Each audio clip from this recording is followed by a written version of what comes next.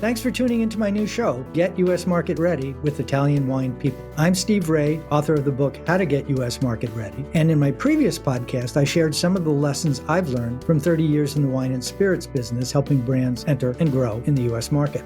This series will be dedicated to the personalities who have been working in the Italian wine sector in the U.S., their experiences, challenges, and personal stories. I'll uncover the roads that they walked, shedding light on current trends, business strategies, and their unique brands. So, thanks for listening in, and let's get to the interview. Hi, this is Steve Raye, and welcome to Get U.S. Market Ready with Italian Wine People.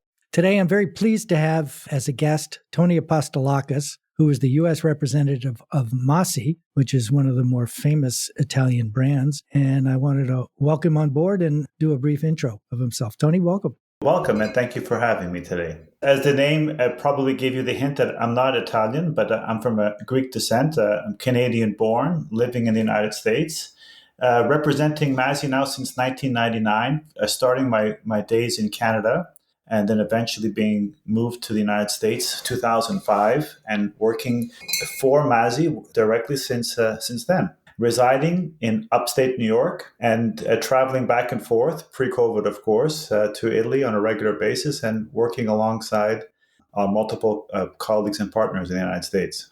Well, let's start off with talking about Masi in the U.S. and explain the history of the company here. And you've made some changes recently in the structure and how those changes have been made. We'll start with that. Yeah, well, as you know, Sandro Boscaini, our president and owner of Masi, really was one of the pioneers of not just Amarone, but of Italian wine, and introducing it to Americans back in the 60s and 70s. He would come here regularly and work with our importers and our wholesalers, introducing the entire market to Amarone and to Valpolicella. Since then, now we've been in the market for 4 or 5 decades, and yes, 2020 was a remarkable year for many, many things. From our business perspective, it was the year that we planned to make some dramatic and substantial changes to our footprint in the United States. And we went through it. April of 2020 was the timeline when we were partnering the Masi brand with Santa Margherita. We have our brand Serego Alighieri from the noble family of Dante Alighieri, was to partner with Vineyard Brands of July of the same year. And of course, we have property in Valdobbiadene, Canavel Spumante, that we're also launching and begun to launch this prior to the pandemic, but launching during the pandemic as well, too. So it's been a very challenging year for many, many reasons. Is that Spumante that you mentioned, is that a Prosecco or... Yes, Valdobbiadene Prosecco Superiore. Masi in 2016 embarked upon the majority ownership of a really fantastic small production, primarily Italian market-based Valdobbiadene. We became with the goal of really to expand it into the export markets, and it was really the first product that we had that didn't have the word Masi written on the front. It was a separate entity, and we started introducing it to the rest of the world outside of Italy back in 2017, and we began the long, careful process of building a proper network that would treat it really the same way that you treat our single vineyard Amarones, that it's not a large production, it's not voluminous, but it's a premium DOCG products that we've introduced alongside our other products in the United States. And 2020 was really a major shift in the way we went to market for us. Explain that. So you've broken into 3 categories. Does that mean different importers and different distribution networks? Yeah, look, there's been consolidation happening now for many years in the United States, from the retail level to the wholesale level. And, it's really created a bottleneck for brands trying to gain entry into the United States. And, Masi is very fortunate because we have great consumer recognition and for years of tremendous brand equity. And the markets that we have distribution, the consumer has responded well, and the United States was one of them. What Masi is also unique in that we have a multiple range of products and multiple wineries that we have from Argentina. That's the Masi Tupungato. We have partnerships in Trentino, We have properties, Sedego Alighieri, as I mentioned, in Valpolicella. We have property in Valdobbiadene. So we have a wide range of products. And of course, we have the Masi brand, the Venetian ambassadors, and of course, the Serra Maroni, Campo Ferin. These are products that have been well known and well recognized. And in the 70s and 80s and 90s, it was much different to bring up a whole portfolio into the market and have importers execute alongside their wholesalers. But as consolidation has changed, we've had to really condense and get really focused with our products. And we decided that the best way to focus is to kind of not have the traditional way of doing business, having one importer dedicated to the entire range of products, but really specialist importers that would specialize in the different types of products. And because not all of our wineries have the same type of purpose, so to speak. We have small production Amarone with Sedego Alighieri. We have Masi Modelo. We have Masi Tupungato. We have such a broad range of products that we needed to have people dedicated solely to those. And so we aligned ourselves with Santa Margherita. Of course, we have many values that are similar, from family owned to geography. They're a very well established white wine, and of course, bubbles as well too. And of course, we're a red wine based company from Valpolicella, and it was really a perfect marriage and partnership that we can provide really focused to our wholesalers to say we have white from the far north and we have red wines from Valpolicella as well too. Then, of course, we have a small production property, Sedego Alighieri, that really demanded to have importers that are really focused on the upper end, the small production, the hand sell type of wines. And Vineyard Brands was precisely this type of company. They specialize in Bordeaux and Burgundy and Champagne, and they're expanding their portfolio from Italy as well too. They're a wonderful company that we embarked this year. And our Spumante, our Prosecco, we have not a national approach, but we have a series of regional companies that we focus on markets across the country, and we work directly with them. So we have a direct link with our partners with our Prosecco, and then we have partnerships with our importers for our main products. You talked about focus, and I think that's pretty interesting. One of the challenges, one of the things many brands do, is focus on a market like New York and a lot of smaller markets which represent significant opportunities, and certainly with a large portfolio like yours. How does this new approach impact your focus on smaller markets? And now I'm thinking of like Michigan, Ohio, Georgia, North Carolina, Minnesota, and Colorado. Well, for decades, one of the things that Masi has always had is balance in the United States market, that we try to treat all markets with equal importance. Of course, there's this gravitation of that people want to go to New York and they want to go to San Francisco and Miami, and they're all wonderful cities. But of course, the rest of the world wants to make it, as they say, in these same markets. But, the value of a wine cellar in Michigan is just as important to us as the value of a wine cellar in Long Island. And the person drinking Amarone in Ohio or the person drinking Valpolicella in Colorado is just as important to us. So we've always tried to visit all these markets and work alongside our partners or wholesalers and importers in those markets. And in quite fact, we find that the loyalty sometimes is even stronger in those markets because we've taken the time to invest, to fly into these markets and spend time with them. So this new approach will just help us even do that more now, because we can dedicate separate resources to these same brands and really try to work the entire country. One of the other things that's obviously COVID's having a huge impact, but one of the things I think that was maybe in place is we're seeing a change in the role of the distributor salesperson, and it's been accelerated by COVID. Can you comment on that? Italian brands were really built from the restaurants. That's their first point of introduction. And when the restaurant industry was decimated, to say, well, let's switch our products to retail, it's not that simple. So many brands suffered alongside all those restaurants. And today, many are still suffering with these restrictions. So it's, of course, it's the same thing with our wholesalers too. There's been a dramatic uptick in volume from the retail side, of course, because we're staying at home, we're ordering wines, but not enough to really compensate, at least for many brands, all the losses that they've suffered in the restaurants. And of course, the wholesalers has had to adapt as well too. In some cases, the wholesalers their on-premise forces were either laid off or maybe temporarily laid off, or some wore multiple hats where they focused on taking care of the retailer, which really became the only point or the main point of where the consumer can buy their wines from. But there's no doubt it's challenging for the wholesalers, because we all want our products to be sold, and they have many hats to wear. And of course, it's very challenging for them. And they're the only ones in the front lines. I mean, most of us have been relegated to our homes and we're not traveling, but it's our wholesalers that are out there knocking on the doors, wearing masks, building displays, and really doing all the difficult work on our behalf. So we have a lot of gratitude towards them, especially during these times. One of the changes that I've been reading a lot about and certainly have seen personally is we used to talk about the industry being divided into on-premise versus off-premise, and now we hear people talking about e-premise. Along with COVID having such a negative impact on the on-premise side, it's also facilitated the growth and the progression of e-commerce in beverage alcohol, and some people have said we've moved 20 years in 10 months. How is Masi participating in this, or are you doing it through the importers and wholesalers? How are you addressing that market?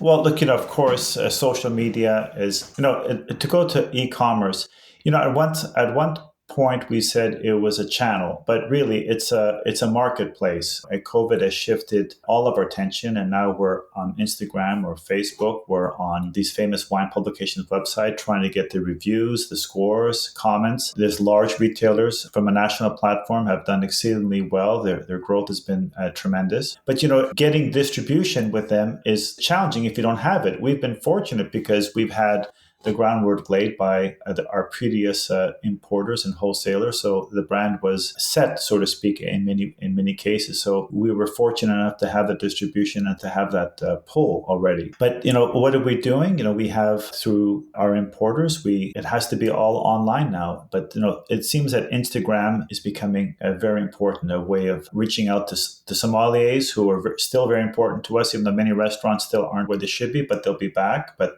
the only way we can communicate to them is through that format. And of course, there's always advertising that you could do on certain publications, not the ones that sell wine, but the ones that are talking about wine. But so I wouldn't say we were aggressive before, but we were embarking upon a large platform. And I think we have an exceptional internal communications team working that for us right now. Well, let's get some specific. I mean, a lot of what I hear is that, the burden of selling from distributor to retailer is still at that level in the 3-tier system, and isn't necessarily the brand manufacturer's responsibility. On the other hand, a lot of people tell me it is the supplier's responsibility to find ways to market and to adapt to the changes that are happening. So are there any particular e-commerce channels that you guys have found success with, whether it's delivery within an hour like Drizzly, or mini bar delivery, or through pure play online things like wine.com? But look, Steve, being a producer, of course, the responsibility and really the marketing and the distribution, those come directly from our importers and our wholesalers. So they can speak at greater length, I think, as to what is working for them and what isn't. But from a producer perspective, of course, we want to gain access, but it's really the wholesaler and the importer that are really the ones that are managing that for us. And the ones that you're working with, do you feel that they're doing an okay job? Do you feel that you're seeing some real focus and attention from them, which is something new?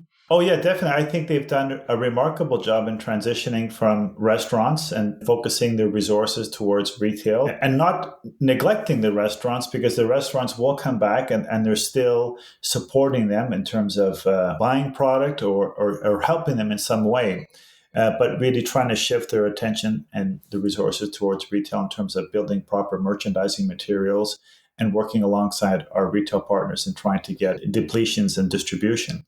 But I think they've done a remarkable job of shifting, but still remembering that the restaurants are important and they will be back, and the brands will still continue to thrive in those restaurants. We can't forget them. The retailers have the luxury now of selecting more than ever who gains entry into their platform. So it's not easy to get access today the demand has got to be just overwhelming for them, and to get their attention is very, very difficult. But, we have very good partners that have access to them right now. And that really is something that we appreciate and something that we need, because without that type of partnerships in the United States, it's very, very difficult, if not impossible, to get access to retailers. So you need to have a strong link in the market. And Vineyard Brands and Santa Margarita are very well-established players. So I think you're in, this is a good segue to responsibilities of a U.S.-based representative. You're in somewhat of a not unique situation, but there aren't a lot of people like you, resident in the U.S. and fully dedicated and employed by a company back in Italy. That's very different than, a typical importer, marketing manager job, or even the export manager based in the home country. Can you talk a little bit about the do's and don'ts of how you approach that and what you see as the function of the brand representative is in the United States? Well, look, I think, first of all, the position, Sandro Boscaini, I think now for decades always recognized that you needed to have a presence in all markets with your brand that extends beyond the label. And that's where the person becomes very important. And the United States is a complicated market, as you know, Stephen. It's multiple levels of distribution. And for a bottle of wine from our cellars to reach a consumer, it has to be shipped to an importer. It has to be sold to a wholesaler who has to sell it to a retailer, and then the consumer has to buy it. And what's the most important thing for a brand like Masi or many other brands similar to us is to tell the story. And the story needs to be told in order for it to resonate with the consumer. And it's not as simple as just posting something on social media and saying, this is our story. It needs to be told through all the gatekeepers, from the importer to the wholesaler on down. And I think that's where the role of representatives are really tremendous. They're assisting and they're adding. The goal is to add value and not to really be a policing person, but to be there to assist, to help strategize, to make it clear what the channels and what the direction of the brand is, what the priorities are, and to make sure that message gets pushed down, so to speak. It's one thing to sit in Italy with your importers and agree on a plan, but that has to be executed. And it takes that message to be pushed down directly. And, telling the story, I think, is the most important thing that brands like Masi need in the United States, because we are not mainstream. We're not Cabernet. We're not Chardonnay. We're not Napa. We're Verona. We're Valpolicella. We're Corvina. We're Appassimento. Valdobbiadene. We're Masi Tupongato with Corvina and Malbec. These are wines that have a great history and complexity, but those stories need to be told. And it's not just at a wine show where you touch people, but it has to be told every day through every person that touches these wines. As I said, there's many hands that have to touch our wine before they get to the mouths of the consumer. Well, that brings up a subject that's important to me, and that is messaging. What I've found is that yes, stories need to be told, but the messaging or the value proposition is different for each level in the chain. So, for example, the importer level, it may be exclusivity or strength in a particular category. In the case of distributor, it may have something to do with extant portfolio. And in the case of the retailer, on and off premise, it's a function of margins and their expectation of brands to help get butts and seats. That's what they need. A story is a great way to tell it, but the story differs from each level of the chain. Do you agree with that? Yeah, of course. Look, an importer is they have a portfolio that they want to be able to deliver a complete portfolio to a wholesaler. So if there's gaps, as they say, or areas where they need, that's where a brand could play a role.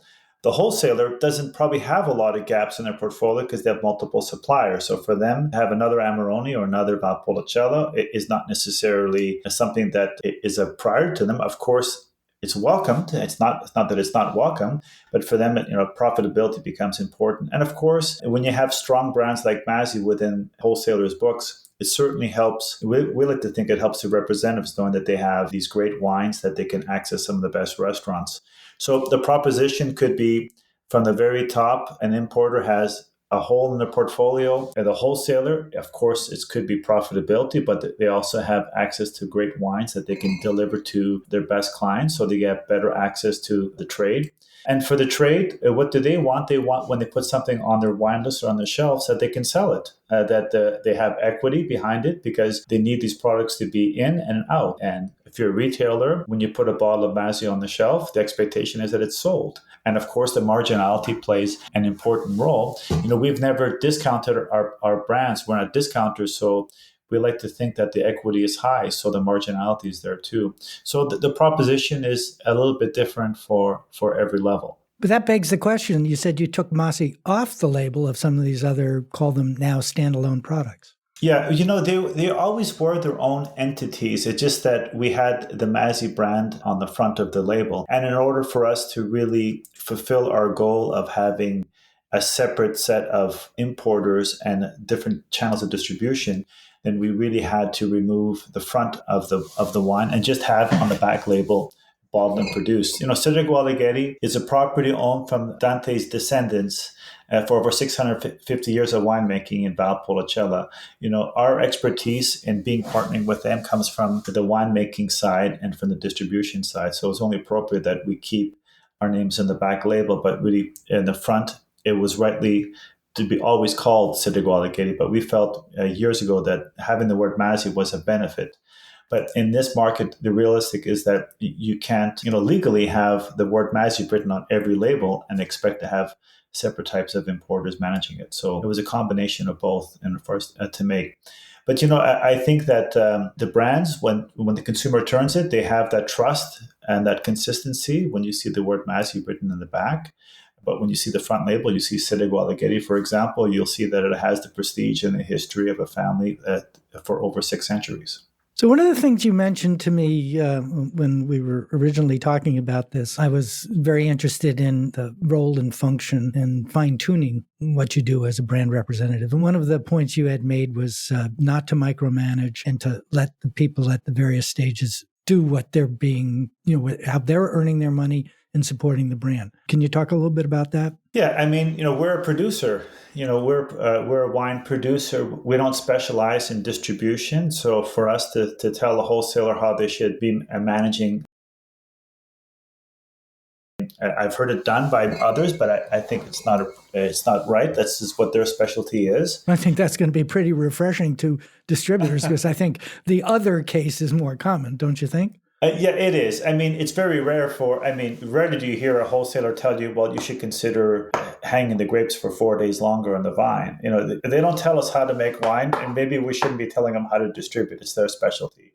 They've made the investment in warehousing and that, and we have to trust that they've hired the proper people to execute. But once again, if we give them the proper message, so it all comes down to the proper message and our goal. And I think what you want to do is you want to give them confidence that when they do sell the wine or they open up the bottle of wine, that their customer is going to say, yes, I'll take it. And then those people that buy it, they want them to be confident that when they open it at the table, that the consumer is going to say, this is fantastic. And I think that's what you have to do. You have to give everyone confidence. And you have to also understand that it takes years to build a brand. So these 30, 60, 90-day blitzes that people do expecting to get results, those are all short term. You have to have a long-term plan that you can build off, and you have to gain distribution slowly and properly. And if you do that, then you have probably developed a good relationship with all your levels of distribution. If you're looking for a quick hit, then you're probably not going to have a lot of good relationships because you're just asking them to do a favor, or you're asking them to do something that really isn't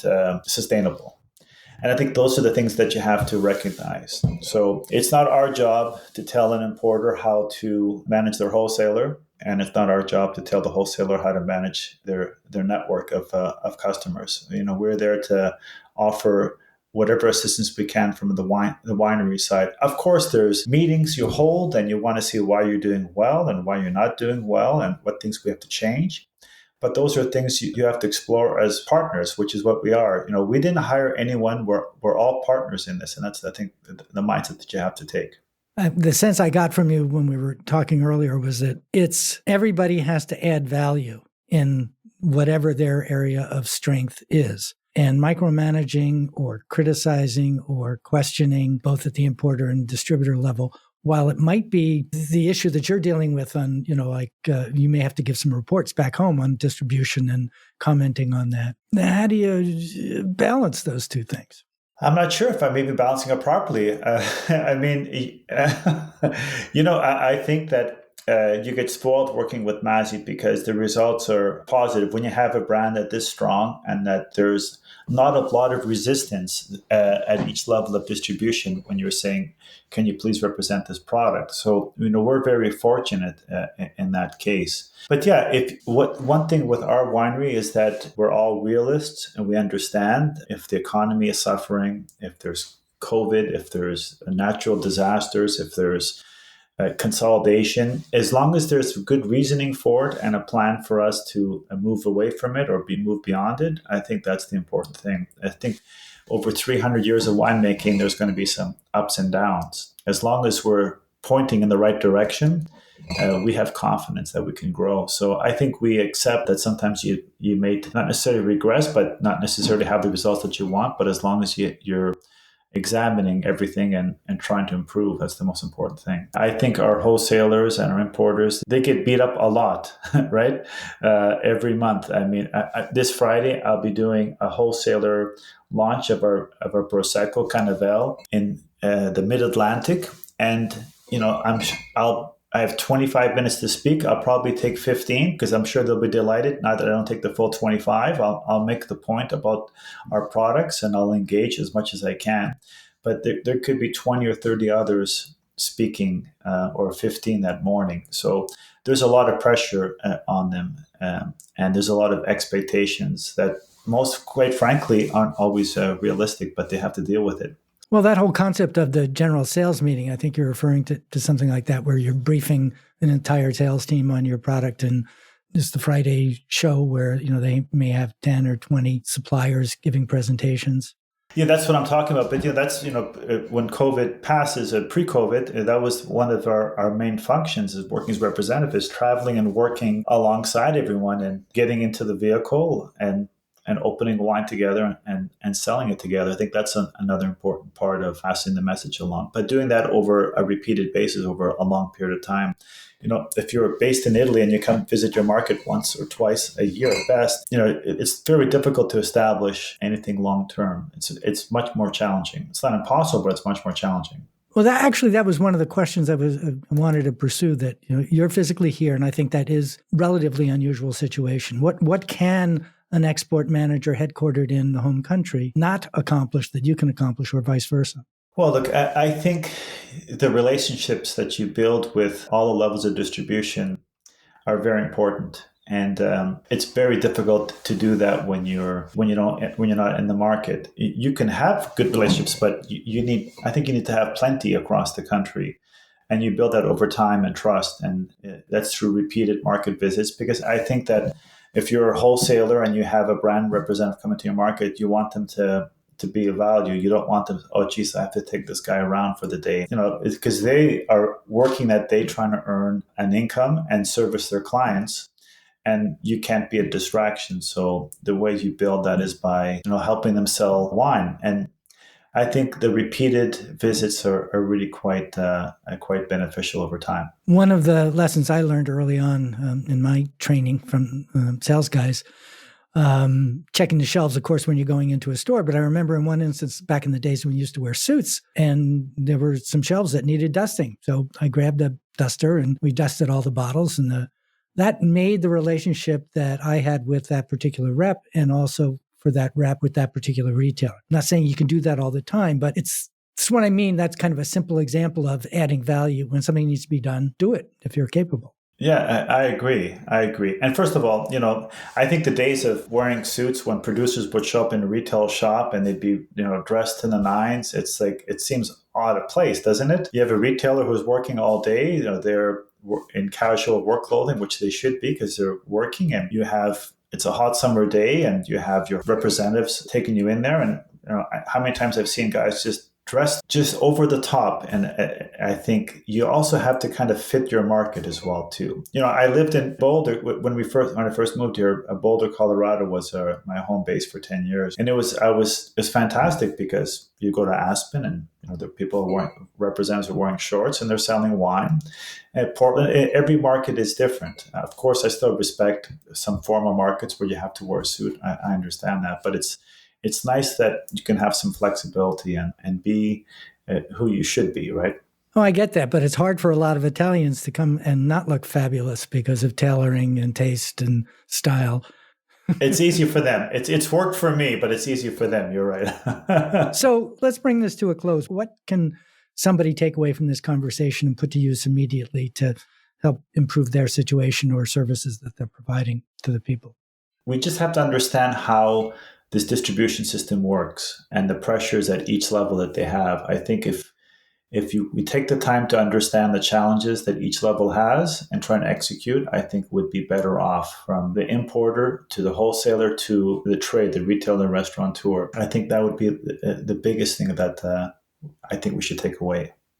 The flip side of that, and I guess the joke is the old, I'm from the government and I'm here to help. Well, the role of a brand representative in the U.S. is to help and to be attuned to the needs of all three levels in the system and be of value, provide stuff, whether it's high resolution images for their e-commerce things, customized point of sale, sell sheets, those kinds of things. The more you're able to provide the tools that they need on a day-to-day basis, the more value you're bringing to the party. Okay. Thank you to Tony Apostolakos. It's fun to say. There's always a lot of syllables in Greek names. Who is the U.S. representative for Masi in the United States. This is Steve Raye with the Get U.S. Market Ready with Italian Wine People. Thank you for joining us, and we look forward to seeing you next week. Tony, once again, thank you very much. Appreciate it. Thank you, Steve.